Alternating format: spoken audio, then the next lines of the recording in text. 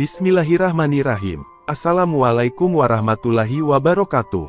Sobat Silsilah dimanapun berada, pada kesempatan kali ini kami akan kembali lagi mengisahkan kisah-kisah perjalanan spiritual orang-orang pilihan Allah. Sebelum kita menyimak kisahnya, untuk teman-teman yang menyimak tayangan ini, dan belum subscribe, silahkan bisa subscribe terlebih dahulu agar channel WBC Studio ini lebih berkembang lagi, dan kami lebih bersemangat lagi dalam membuat konten-konten terbaru di WBC Studio. Dan untuk teman-teman yang telah mendukung kami sejauh ini, kami mengucapkan terima kasih banyak. Semoga amal kebaikan teman-teman dibalas kebaikan berlipat ganda oleh Allah.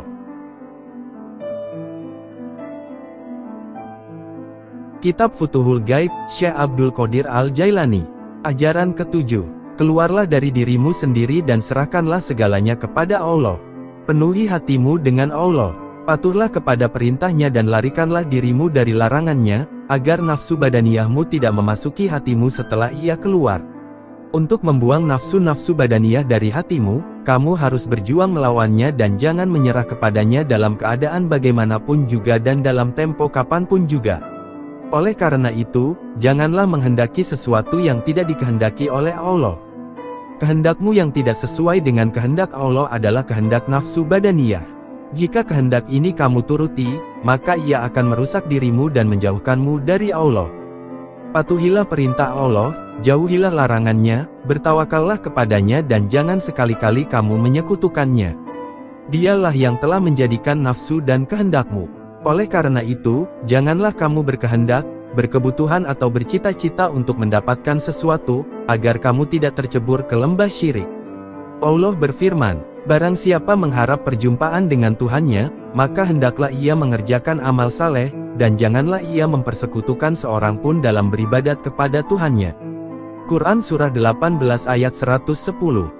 Syirik itu bukan melulu menyembah berhala, tetapi termasuk juga di dalamnya adalah menuruti hawa nafsu dan menyekutukan apa saja yang ada di dunia dan di akhirat dengan Allah, karena apa saja selain Allah bukanlah Tuhan. Oleh karena itu, jika kamu tumpukan hatimu kepada sesuatu selain Allah, berarti kamu telah berbuat syirik. Maka, janganlah kamu menyekutukan Allah dengan jalan apapun juga, baik dengan jalan kasar maupun dengan jalan halus. Berjaga-jagalah selalu dan jangan berdiam diri, berhati-hatilah selalu dan waspadalah, semoga kamu beroleh keselamatan. Segala kedudukan dan kebaikan yang kamu peroleh, jangan kamu katakan bahwa ia datang dari kamu sendiri atau kepunyaan kamu yang sebenarnya. Jika kamu diberi sesuatu atau kenaikan pangkat kedudukan, janganlah kamu hebohkan kepada siapapun. Sebab, ia dalam pertukaran suasana dari hari ke hari itu, Allah selalu menampakkan keagungannya dalam aspek-aspek yang senantiasa baru, dan Allah berada di antara hamba-hambanya dengan hati-hati mereka. Boleh jadi apa yang dikatakan sebagai milik kamu itu akan dilepaskannya dari kamu, dan boleh jadi apa yang kamu anggap kekal itu akan berubah keadaannya. Sehingga, jika hal itu terjadi kamu akan merasa malu kepada mereka yang kamu hebohkan itu. Maka, lebih baik kamu berdiam diri, simpan pemberian itu di dalam pengetahuan kamu saja dan tidak usah kamu sampaikan kepada siapapun. Jika kamu miliki sesuatu, ketahuilah bahwa itu adalah karunia Allah, bersyukurlah kepadanya dan mohonlah kepadanya supaya dia menambahkan nikmat-nikmatnya kepadamu. Jika sesuatu itu lepas darimu, maka dia akan menambah ilmumu, kesadaranmu dan kewaspadaanmu. Allah berfirman, apa saja ayat yang kami naskahkan atau kami jadikan manusia lupa kepadanya, kami datangkan yang lebih baik daripadanya atau yang sebanding dengannya. Tidakkah kamu mengetahui bahwa sesungguhnya Allah yang Maha Kuasa atas segala sesuatu? Quran Surah 2 ayat 106. Oleh karena itu, janganlah kamu mengira bahwa Allah tidak berkuasa atas segala sesuatu, janganlah kamu menduga bahwa ketentuan dan peraturannya mempunyai kekurangan dan janganlah kamu merasa ragu akan janjinya. Contohlah Nabi besar Muhammad, ayat-ayat yang diwahyukan kepadanya dipraktekkan, dibaca di dalam masjid, ditulis di dalam buku, diambil dan ditukar dengan yang lainnya, dan perhatian Nabi diarahkan kepada wahyu-wahyu yang baru diterimanya yang menggantikan ayat-ayat yang telah lama. Ini terjadi dalam masalah-masalah hukum yang zahir. Berkenaan dengan masalah-masalah kebatinan, ilmu dan kondisi kerohanian yang didapatinya dari Tuhan, beliau senantiasa berkata bahwa hatinya selalu diliputi, dan beliau memohon perlindungan kepada Allah sebanyak 70 kali di dalam satu hari.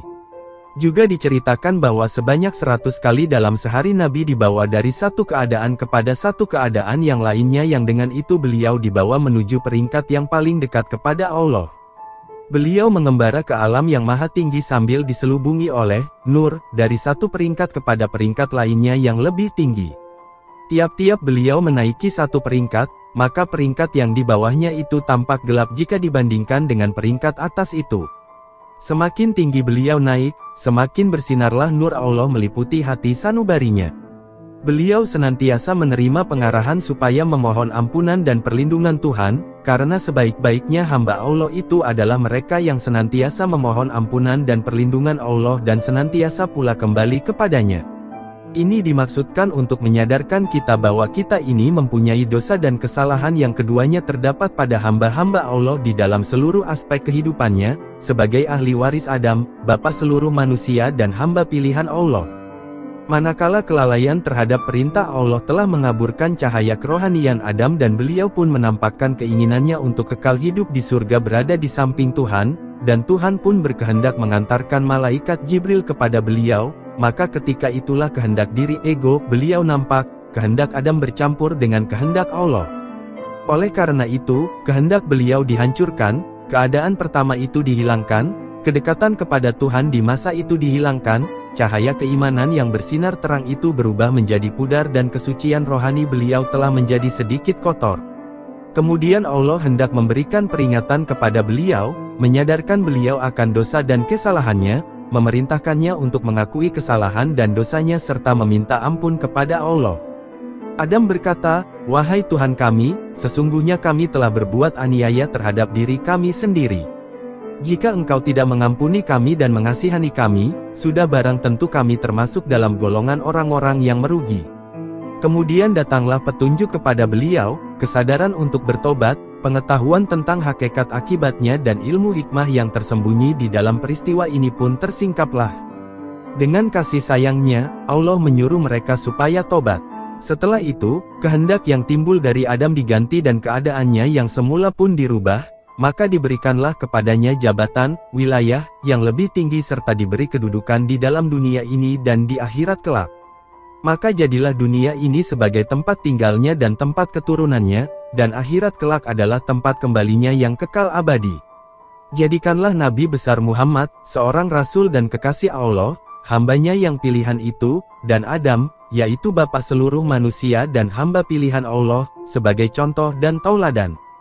Contohlah mereka berdua di dalam hal mengakui kesalahan dan dosanya sendiri, di dalam meminta ampun kepadanya dan di dalam memohon pertolongannya dari segala noda dan dosa. Dan contohlah mereka di dalam hal merendahkan diri kepada Allah, karena manusia adalah makhluk yang lemah dalam segala halnya. Ajaran ke-8. Apabila kamu berada pada suatu keadaan tertentu, janganlah kamu meminta suatu keadaan yang lebih tinggi atau yang lebih rendah. Apabila kamu berada di pintu istana, janganlah kamu masuk sebelum kamu disuruh masuk. Janganlah kamu menganggap cukup dengan kebenaran masuk itu saja, karena boleh jadi itu adalah suatu dalih atau tipuan dari raja itu. Hendaklah kamu bersabar, sampai kamu dipaksa masuk ke dalam istana itu atas perintah raja itu sendiri. Karena, dengan demikian kamu tidak akan dimintai pertanggungjawaban tentang perbuatan kamu masuk ke dalam istana itu. Sekiranya kamu masih dihukum juga, maka hal itu adalah lantaran kamu bersalah, tamak, tidak sabar, tidak bersopan santun dan hendak menikmati kepuasan keadaan hidup yang sedang kamu hadapi itu. Jika kamu dipaksa masuk dan kamu pun masuk, maka hendaklah kamu memasukinya dengan penuh sopan santun, penuh hormat dan memperhatikan apa yang diperintahkan kepada kamu, tanpa meminta kenaikan taraf hidup. Allah berfirman kepada Rasul-Nya, "Dan janganlah pandanganmu dipengaruhi oleh apa yang kami karuniakan kepada segolongan manusia dari kemegahan hidup di dunia ini, karena kami menguji mereka dengan itu. Adalah rizki yang diberikan oleh Tuhanmu itu lebih baik dan lebih kekal." Allah menasehati nabinya supaya berhati-hati terhadap keadaan yang ada itu dan supaya ridho dengan karunia Allah. Dengan kata lain, firman ini menyatakan, apa saja yang aku berikan kepadamu berupa perkara-perkara yang baik-baik, kenabian, ilmu, keridaan, kesabaran, kekuasaan agama dan berjihad di jalan Allah, semua itu adalah lebih baik dan lebih berharga daripada apa yang aku berikan kepada orang-orang lain. Kebaikan itu terletak pada menjaga keadaan yang telah ada, merasa puas dengannya dan menjauhkan segala keinginan kepada yang lain. Karena perkara-perkara itu telah dikhususkan untuk kamu, atau untuk orang lain atau bukan untuk siapa-siapa, tetapi oleh Allah telah dijadikan sebagai suatu ujian. Jika sesuatu perkara itu telah dikhususkan untuk kamu, maka pasti kamu akan mendapatkannya, baik kamu menyukainya maupun tidak menyukainya. Tidaklah wajar kamu menunjukkan ketidaksopananmu atau ketamakanmu, karena hal itu bertentangan dengan akal dan ilmu yang sempurna. Apakah gunanya kamu mengharapkan apa yang telah ditentukan untuk orang lain, karena kamu tidak akan mendapatkannya? Sekiranya suatu perkara itu tidak ditentukan untuk siapa-siapa, maka itu adalah satu ujian belaka.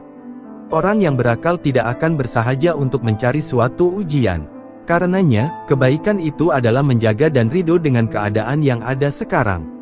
Setelah kamu dibawa ke tingkat atas lalu dari situ kamu menuju puncak istana, kamu harus berhati-hati seperti yang telah kami nyatakan mengenai penghormatan, berperangai baik dan tidak banyak bicara. Berhati-hatilah, dan hendaknya kamu berbuat yang lebih dari ini, karena sekarang kamu sudah dekat dengan raja dan juga sudah dekat dengan bahaya. Oleh karena itu, janganlah kamu meminta perubahan keadaan, dari keadaan yang sekarang kepada keadaan yang lain, baik keadaan itu lebih tinggi maupun lebih rendah, dan jangan pula kamu meminta supaya keadaan itu tetap atau diganti. Kamu tidak mempunyai hak memilih di dalam perkara ini. Jika kamu meminta, maka hal itu adalah tanda bahwa kamu kurang sopan, akan merendahkan derajat kamu dan merugikan kamu juga. Karenanya, teruslah berbuat sebagaimana yang kami tunjukkan, sehingga kamu dinaikkan ke suatu tingkatan dan ditetapkan di dalam tingkatan itu. Maka ketika itu kamu akan mengetahui bahwa semua itu adalah karunia Allah yang menunjukkan tanda-tanda kebesarannya. Tetaplah kamu berada pada tempat itu dan janganlah berubah-ubah lagi. Ahwal keadaan perubahan kerohanian adalah milik aulia, wali Allah yang biasa, sedangkan makomah perhatian kerohanian adalah kepunyaan abdal wali Allah yang derajatnya lebih tinggi. Ajaran ke-9. Perbuatan Allah itu ditampakkan kepada aulia dan abdal di dalam pandangan dan pengalaman kerohanian. Ini berada di luar jangkauan akal manusia dan keluar dari adat kebiasaan. Penampakan atau pemanifestasian ini ada dua jenis, yang pertama dinamakan jalal, kebesaran dan keagungan, dan yang kedua dinamakan jamal, keindahan. Jalal ini menimbulkan kehebatan dan mempengaruhi hati sedemikian rupa, sehingga tanda-tandanya tampak pada badan kasar. Diceritakan bahwa ketika Nabi Muhammad tengah melakukan salat, terdengarlah oleh orang bunyi seperti air mendidih dari hati beliau. Karena hebatnya dan gentarnya hati beliau ketika menghadap Allah, ini adalah suatu pengalaman yang beliau rasakan apabila Allah menunjukkan keagungan dan kebesarannya. Peristiwa seperti ini juga terjadi pada Nabi Ibrahim dan Khalifah Umar. Pengalaman yang akan dirasakan oleh seorang hamba apabila Allah memanifestasikan sifat jamalnya adalah hati si hamba itu akan merasa gembira, tenang, sentosa dan selamat. Ia akan mengucapkan kata-kata yang penuh kasih mesra, dan akan tampak tanda-tanda yang menggembirakan tentang karunia-karunia yang besar, kedudukan yang tinggi dan kedekatan kepadanya yang kepadanya lah segala perkara mereka itu akan kembali. Inilah karunia-karunia dan rahmat Allah yang diberikan kepada mereka di dunia ini. Hati mereka yang cinta kepadanya akan dipuaskan olehnya, sehingga mereka akan merasa senang. Allah mengasihi dan menyayangi mereka. Nabi pernah bersabda kepada Bilal, "Hai Bilal, hiburlah hati kami." Apa yang Nabi maksudkan adalah agar Bilal mengumandangkan azan, supaya Nabi memasuki salat dengan merasakan manifestasi sifat jamal Allah itu. Karena itu, Nabi bersabda, "Dan kesejukan mataku, telah kurasakan di dalam salatku." Ajaran ke-10. Sesungguhnya tidak ada yang lain selain Allah dan diri kamu sendiri. Diri manusia itu bertentangan dengan Tuhan. Segala sesuatu itu tunduk kepada Allah dan diri manusia itu pun adalah kepunyaan Allah. Pada diri manusia timbul angan-angan dan hawa nafsu. Oleh karena itu, jika kamu masuk kepada yang hak dan menentang diri kamu sendiri, maka kamu telah masuk ke pihak Allah dan menentang diri kamu sendiri. Allah berfirman kepada Nabi Daud, hai Daud, kepadaku lah kamu kembali. Oleh karena itu, berpegang teguhlah kamu kepadaku. Sesungguhnya perhambaan yang sejati adalah melawan diri kamu sendiri karena aku. Karena itulah penghambaan kamu dan kedekatan kamu kepada Allah menjadi kenyataan yang sungguh-sungguh. Karena itulah kamu mencapai kesucian dan kebahagiaan. Dan karena itulah kamu akan dimuliakan serta segalanya akan menjadi hamba kamu dan takut kepadamu, lantaran semuanya tunduk kepada Allah. Sebab, dialah pencipta dan tempat asal mereka, dan mereka telah menyatakan kehambaan mereka kepada Allah. Allah berfirman, seluruhnya memuji Allah, tetapi kamu tidak mengetahui pujian mereka. Ini berarti segala yang ada di dalam alam ini sadar akan adanya Allah dan patuh kepadanya. Allah berfirman, kemudian dia berkata kepadanya dan kepada dunia, kemarilah kamu berdua dengan rela ataupun tidak. Mereka berkata, kami datang dengan rela. Oleh karena itu, segala penghambaan adalah melawan dirimu sendiri dan hawa nafsumu. Allah berfirman, janganlah kamu menuruti hawa nafsumu, karena dia akan menyesatkan kamu dari jalan Allah. Selanjutnya Allah berfirman, jauhkanlah kehendak hawa nafsumu, karena tidak ada yang melawanku dan kerajaanku melainkan hawa nafsu manusia. Ada satu cerita yang masyhur tentang Abu Yazid al-Bustami. Diceritakan bahwa ia telah melihat Allah di dalam mimpinya. Ia bertanya kepada Allah, bagaimana seseorang itu dapat sampai kepada Allah? Jawab Tuhan, buanglah dirimu dan datanglah kepadaku. Setelah itu, katanya, aku pun keluar dari diriku seperti ular keluar dari sarangnya. Karenanya, semua kebaikan itu terletak pada jihad melawan diri sendiri serta semua perkara dan keadaan hidup ini. Sekiranya kamu dalam keadaan salah, lawanlah dirimu hingga kamu terhindar dari hal yang haram, dari manusia, dari prasangka serta dari pertolongan mereka, ketergantungan kepada mereka, takut kepada mereka dan dari menghendaki apa yang mereka dapati dari dunia fana ini. Janganlah kamu mengharapkan hadiah, sedekah atau pemberian mereka. Hendaklah kamu membebaskan dirimu dari apa saja yang bersangkutan dengan keduniaan. Dan sekiranya kamu mempunyai saudara yang hartawan, maka janganlah kamu mengharapkan dia lekas mati dengan niat kamu ingin mendapatkan hartanya itu.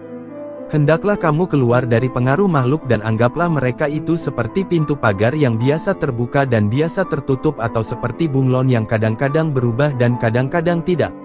Segala yang berlaku dan terjadi adalah dengan kehendak Allah dan dialah yang membuat dan merencanakan segalanya itu. Jadilah kamu yang berjiwa tauhid, yaitu mengesahkan Allah Tuhan semesta alam. Jangan pula kamu mengikuti faham golongan Jabariyah atau Qadariyah.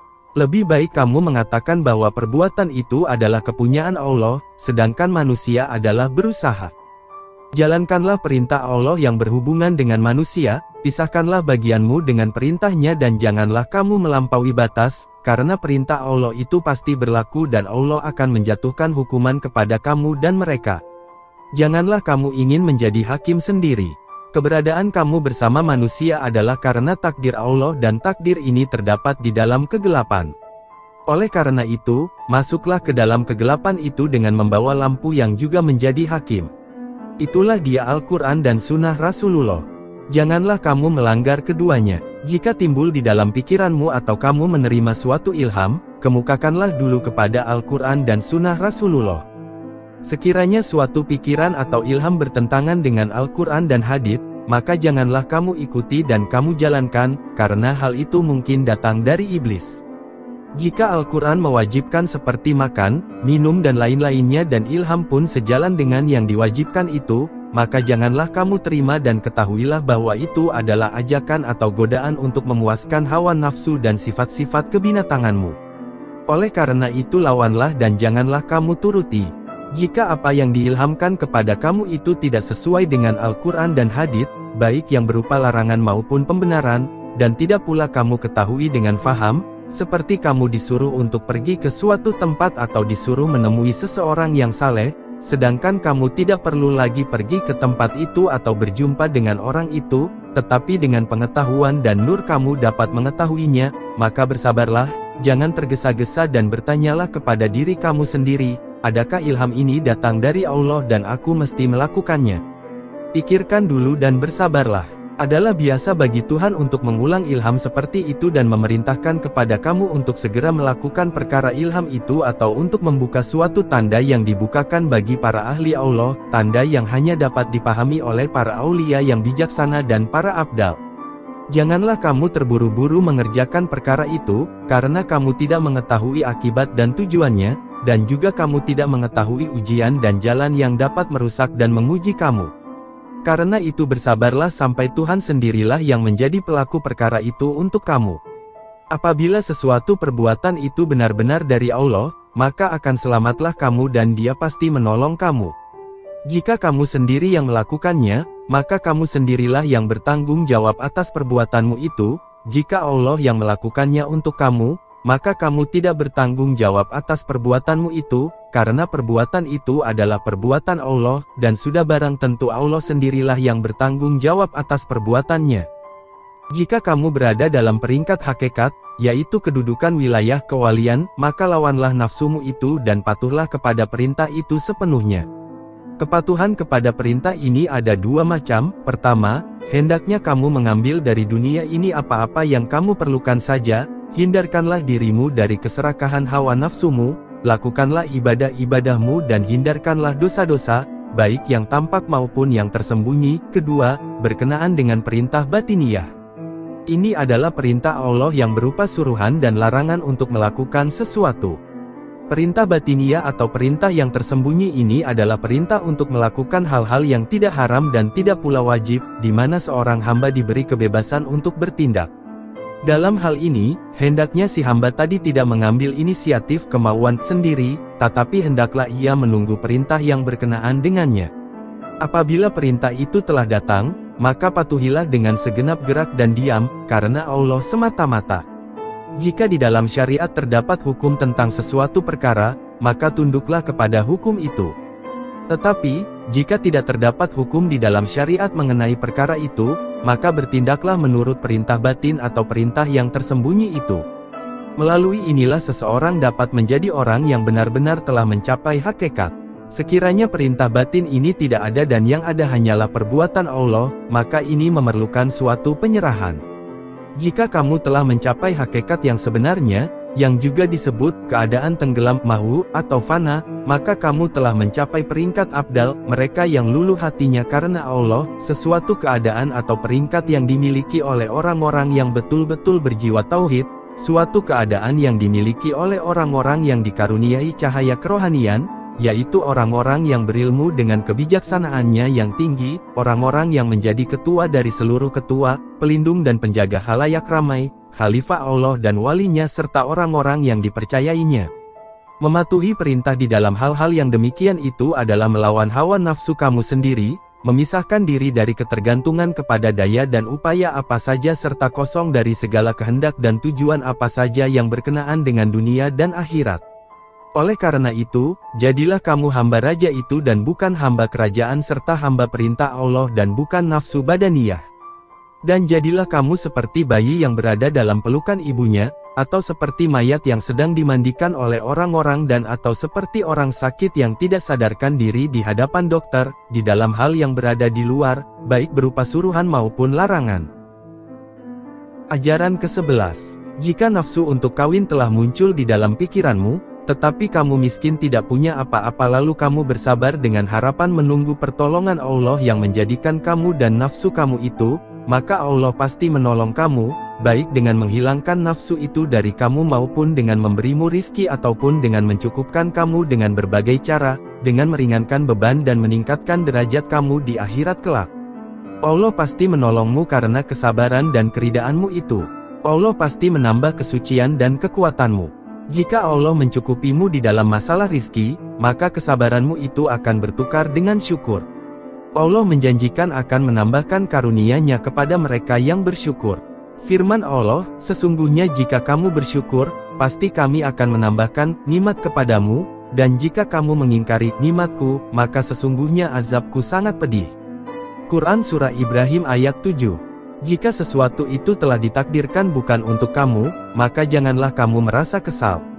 Singkirkanlah perasaan itu jauh-jauh dari hatimu, baik sifat-sifat kebinatanganmu itu suka maupun tidak. Bersabarlah dan lawanlah kehendak nafsumu itu serta bertawakallah dan berpegang teguhlah kepada perintah-perintah Allah. Ridalah dengan takdir Tuhan, dan dalam keadaan ini, berharaplah akan mendapat keridaan dan karunia-Nya. Allah berfirman, hanya orang sabar itu sajalah akan diberi ganjaran sepenuhnya tanpa batas. Quran Surah Az-Zumar, ayat 10. Ajaran ke-12. Apabila Allah yang Maha Perkasa lagi Maha Kaya memberimu harta kekayaan, maka janganlah kamu terpengaruh oleh harta kekayaan itu, sehingga kamu lupa dan tidak taat lagi kepada Allah. Jika kamu lupa dan tidak taat kepada Dia karena adanya harta itu, maka akan tertutup dari Dia di dunia ini dan di akhirat kelak. Mungkin juga harta itu akan diambilnya kembali, sehingga kamu menjadi miskin tidak punya apa-apa, lantaran kamu lupa kepada yang memberi. Jika kamu tetap ingat dan taat kepada Allah dan hatimu sekali-kali tidak terpengaruh oleh harta benda itu, maka Allah akan memberikan kepadamu begitu saja tanpa menguranginya walau sedikit pun. Harta benda itu adalah hamba Allah dan kamu pun adalah hamba Allah. Oleh karena itu, hendaklah kamu hidup di dunia ini berada dalam penjagaan Allah, agar di akhirat nanti kamu dimuliakan dan diberi surga sebagai tempat tinggalmu yang kekal abadi bersama orang-orang yang benar, para syuhada, dan orang-orang saleh. Ajaran ke-13. Janganlah kamu bersusah payah untuk mendapatkan keuntungan dan jangan pula kamu mencoba menghindarkan diri dari malapetaka. Keuntungan itu akan datang kepadamu jika memang sudah ditentukan oleh Allah untuk kamu, baik kamu sengaja untuk mencarinya maupun tidak. Malapetaka itu pun akan datang menimpamu, baik kamu membencinya, maupun kamu mencoba menghindarkannya dengan doa dan salat atau kamu menghadapinya dengan penuh kesabaran, karena hendak mencari keridaan Allah. Hendaklah kamu berserah diri dan bertawakal sepenuhnya kepada Allah di dalam segala hal, agar Dia memanifestasikan kerjanya melalui kamu.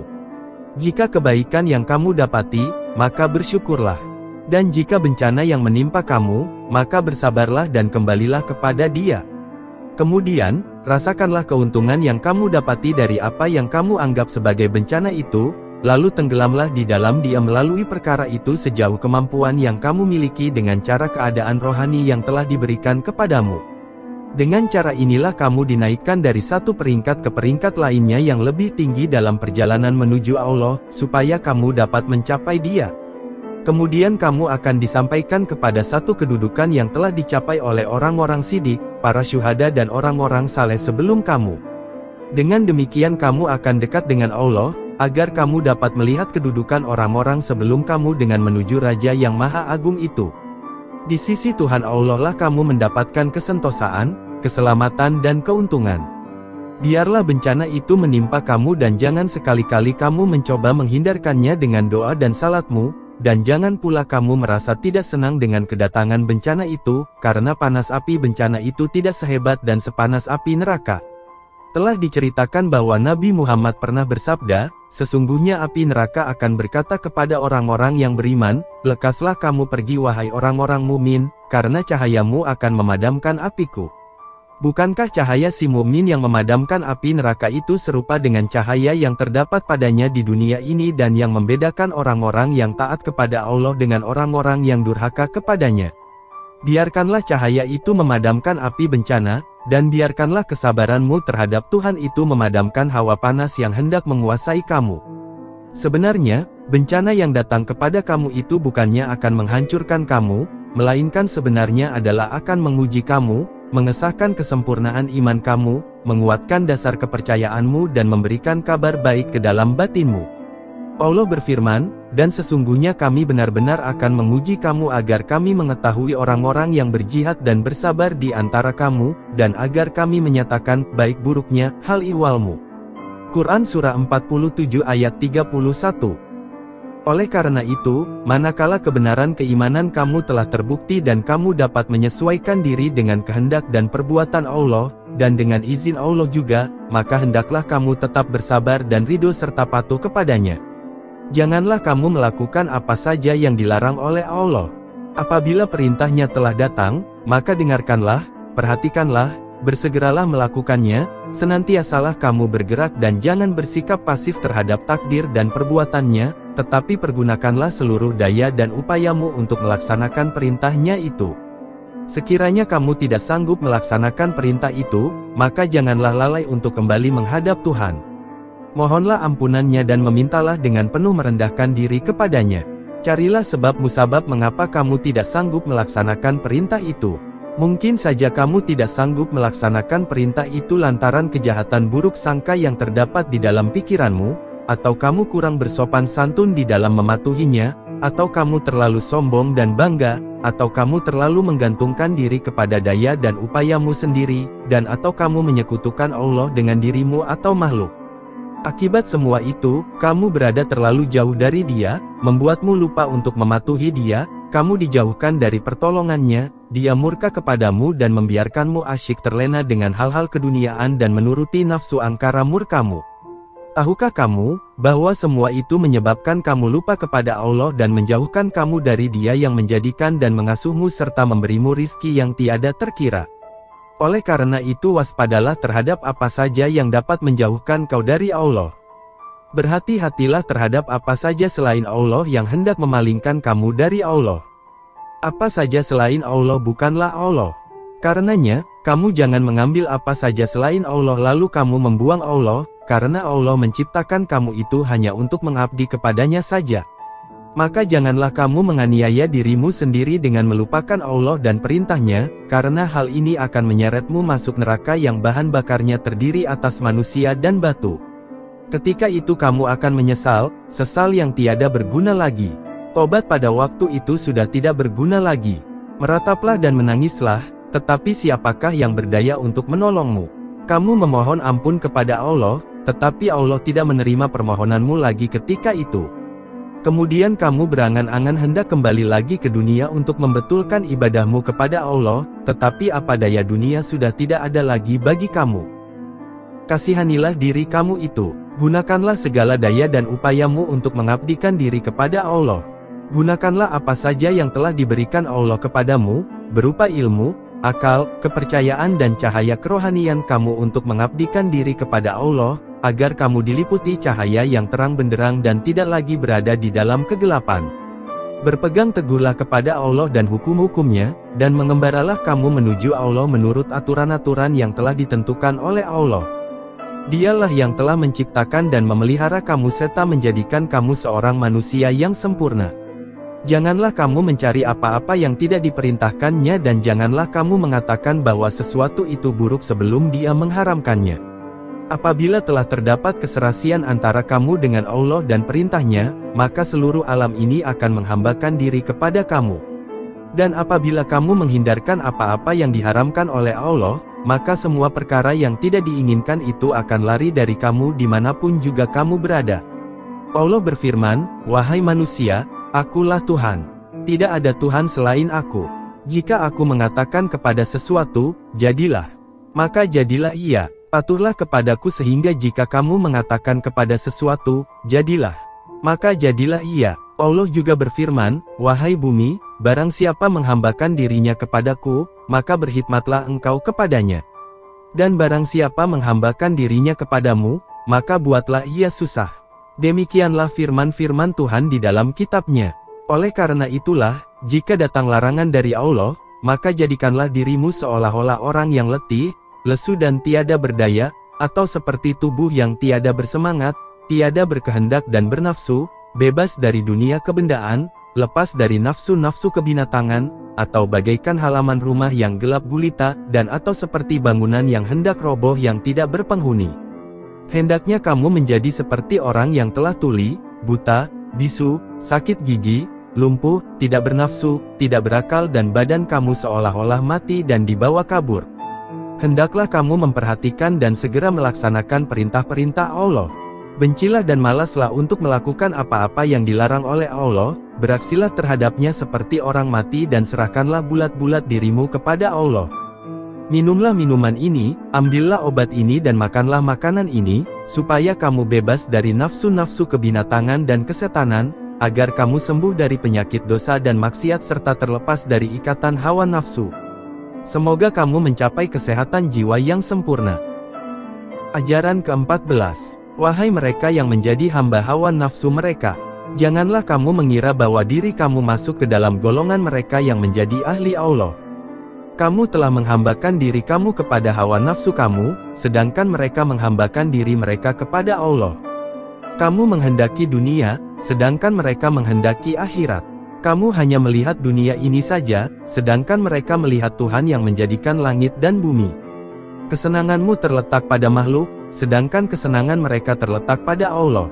Hati kamu terikat kepada dunia, tetapi hati mereka terikat kepada Allah yang Maha Agung. Kamu adalah mangsa setiap apa yang kamu lihat, tetapi mereka adalah mangsa apa yang tidak kamu lihat. Mereka melihat Allah yang menjadikan segala perkara yang tidak dapat dilihat dengan mata kepala. Mereka telah mencapai tujuan hidup dan mendapatkan kesejahteraan, sedangkan kamu masih saja terbenam di dalam nafsu keduniaanmu. Mereka menghilang dari makhluk, dari nafsu keduniaan dan dari kehendak mereka sendiri. Sehingga dengan demikian, mereka dapat sampai ke hadirat ilahi yang memberi mereka kekuatan untuk mencapai puncak wujud mereka, seperti mentaati dan memuji Allah. Inilah karunia ilahi yang diberikannya kepada siapa saja yang dikehendakinya. Mereka menjadikan ketaatan kepada Allah dan pujian terhadapnya sebagai kewajiban mereka. Mereka berpegang teguh kepadanya dengan pertolongan yang diberikannya kepada mereka. Semua ini mereka lakukan tanpa mengalami kesukaran apa-apa. Maka jadilah ketaatan mereka itu sebagai nyawa dan santapan mereka. Dengan demikian, dunia ini menjadi berkat bagi mereka dan memberikan nikmat kepada mereka, seakan-akan dunia ini telah menjadi surga bagi mereka. Karena, apabila mereka melihat sesuatu, maka sebelum mereka melihatnya, mereka terlebih dahulu melihat perbuatan Allah yang menjadikan segalanya itu. Orang-orang ini membekali diri dengan kekuatan yang ada di bumi dan di langit, serta menyenangkan mereka yang telah mati dan masih hidup. Karena Tuhan mereka telah menjadikan mereka seperti pasak bumi, gunung, yang dijadikannya ini. Oleh karena itu, mereka menjadi seperti gunung yang berdiri dengan megah dan agung. Janganlah kamu mengacau mereka dan jangan pula kamu menghalangi perjalanan mereka yang ibu bapak dan sanak saudara mereka tidak dapat menyelewengkan mereka dari tujuan mereka. Mereka adalah orang-orang terbaik yang dijadikan Allah di muka bumi ini. Keridaan dan kesejahteraan dikaruniakan oleh Allah kepada mereka, selagi langit dan bumi masih ada. Ajaran ke-15. Aku bermimpi seolah-olah aku berada di dalam sebuah tempat seperti sebuah masjid. Di dalam tempat itu terdapat beberapa orang yang sedang mengasingkan diri mereka dari orang ramai. Aku berkata dalam diriku sendiri, jika si Anu itu berada di sini, tentu dia dapat mengatur orang-orang ini dan memberikan pandangan-pandangan yang baik kepada mereka. Aku teringat kepada seorang saleh tertentu. Orang-orang itu datang mengelilingi aku. Kemudian salah seorang di antara mereka berkata kepadaku, "Apa yang telah terjadi padamu? Mengapa kamu tidak berbicara?" Maka aku pun berkata, "Jika Tuhan mengizinkan, maka aku akan berkata." Lalu kataku, "Apabila kamu telah mengasingkan diri dari halayak ramai karena yang hak, maka janganlah kamu meminta dengan lidahmu. Apabila kamu telah berhenti meminta dengan lidah, maka janganlah kamu meminta dengan hatimu. Sebab, meminta dengan hati itu sama halnya dengan meminta dengan lidah. Ketahuilah, bahwa dalam setiap hari Allah berada dalam keagungannya yang baru, serta menukar, mengganti, meninggikan dan merendahkan manusia. Taraf setengah manusia ditinggikannya dan taraf setengah lainnya direndahkannya. Kemudian, kepada mereka yang mempunyai taraf atau derajat tinggi, diingatkan bahwa taraf mereka yang tinggi itu bisa dia rendahkan, dan mereka diberi harapan bahwa dia akan memelihara mereka dan menetapkan kedudukan mereka itu. Kepada mereka yang bertaraf rendah, juga diingatkan bahwa mereka akan dibiarkan berada dalam kehinaan. Mereka tidak diberi harapan untuk naik ke taraf yang tinggi. Setelah itu, aku pun terjaga dari mimpiku. Ajaran ke-16. Tidak ada yang dapat menghalangi kamu untuk mendapatkan keridaan dan pertolongan langsung dari Allah, selain daripada kebergantungan kamu kepada manusia dan tata cara penghidupan dan pendapatan kamu. Manusia menjadi penghalang bagi kamu untuk mencapai kehidupan yang diamalkan oleh Nabi, yaitu yang berkenaan dengan pendapatan. Selagi kamu masih mengharapkan hadiah dan keridaan manusia serta meminta-minta kepada mereka, maka berarti kamu telah menyekutukan Allah dengan yang lain. Dengan demikian, kamu tidak akan dapat mencapai kehidupan yang telah diamalkan oleh Nabi, yaitu pendapatan secara halal dari dunia ini. Apabila kamu menjauhkan kehidupan kamu dengan manusia, dengan menyekutukan mereka dengan Allah, dengan bergantung kepada pendapatan kamu, dengan berpuas hati dengannya, dan dengan lupa kepada karunia Allah, maka berarti kamu telah bersikap seperti orang musyrik. Syirik di sini lebih halus daripada syirik yang terdahulu. Karenanya, Allah akan menghukum kamu dan menjauhkan kamu dari keridaan-Nya. Apabila kamu telah keluar dari keadaan semacam ini dan membuang syirik jauh-jauh, melepaskan kebergantungan hati kamu kepada pendapatan kamu dan kepada daya dan upaya kamu melihat bahwa Allah lah yang sebenarnya memberi kehidupan itu, menjadikan sebab dan akibat, memberi kekuatan untuk mencari pendapatan dan memberi kekuatan kepada segala yang baik, dan kamu mengetahui bahwa kehidupan itu berada di tangan-Nya, yang kadang-kadang dibawanya kepada kamu melalui manusia dengan cara kamu meminta kepada mereka pada masa ujian dan perjuangan, atau melalui permohonanmu kepadanya, atau kadang-kadang melalui pemberian manusia, dan atau melalui karunia-Nya yang sedemikian rupa, sehingga kamu tidak melihat sebab dan cara datangnya, maka kamu menuju kepada Dia dan kembali ke hadirat-Nya yang Maha Agung dan Maha Perkasa. Yang demikian itu jika Dia menyingkapkan tirai yang melindungi kamu dari keridaan-Nya dan membuka pintu rizki dengan kehendak-Nya di dalam keadaan perlu, bersesuaian dengan keperluan kamu ketika itu, misalnya dokter yang menjadi sahabat bagi pasien. Inilah perlindungan dari Dia yang Maha Mulia dan Maha Agung, untuk membersihkan kamu dari kecenderungan kepada yang lain selain Dia. Dan dengan itu, maka Dia meridai kamu. Oleh karena itu, apabila Dia telah mengosongkan hati kamu dari setiap tujuan, nafsu dan kehendak, maka Dia akan memenuhi hati kamu dengan tujuan dan kehendak-Nya semata-mata. Apabila Dia hendak memberikan bagianmu kepadamu dan bukan bagian orang lain, maka kamu pasti bisa mendapatkan bagian kamu itu dan Dia akan mengarahkanmu untuk mendapatkan bagian kamu itu, lalu bagian kamu itu akan sampai kepadamu pada saat-saat kamu memerlukannya. Kemudian, Dia akan memberi kekuatan kepada kamu untuk bersyukur kepadanya. Hal ini akan menambah keinginan kamu untuk menjauhkan diri dari orang banyak dan untuk mengosongkan hati kamu dari apa saja selain Allah. Apabila ilmu dan kepercayaanmu telah bertambah kuat dan teguh, hati kamu telah lapang dan bercahaya, kamu bertambah dekat kepada Allah dan kamu telah pantas untuk memelihara rahasia-rahasianya, maka kamu akan diberi ilmu untuk mengetahui terlebih dahulu waktu bagian kamu itu akan sampai kepadamu. Dan ini adalah tanda bahwa kamu telah diberi kemuliaan dan keridaan-Nya. Inilah karunia-Nya, kasih sayang-Nya, pengarahan dan bimbingan-Nya. Firman Allah, dan kami jadikan di antara mereka itu pemimpin-pemimpin yang memberi petunjuk dengan perintah kami ketika mereka sabar. Dan adalah mereka meyakini ayat-ayat kami. Quran Surah 32 ayat 24 dan firman-Nya pula, dan orang-orang yang berjihad untuk mencari keridaan kami, benar-benar akan kami tunjukkan kepada mereka jalan-jalan kami. Dan sesungguhnya Allah benar-benar beserta orang-orang yang berbuat baik. Quran Surah 29 ayat 69. Allah juga berfirman, dan takutlah kamu kepada Allah, dan Dia akan mengajar kamu.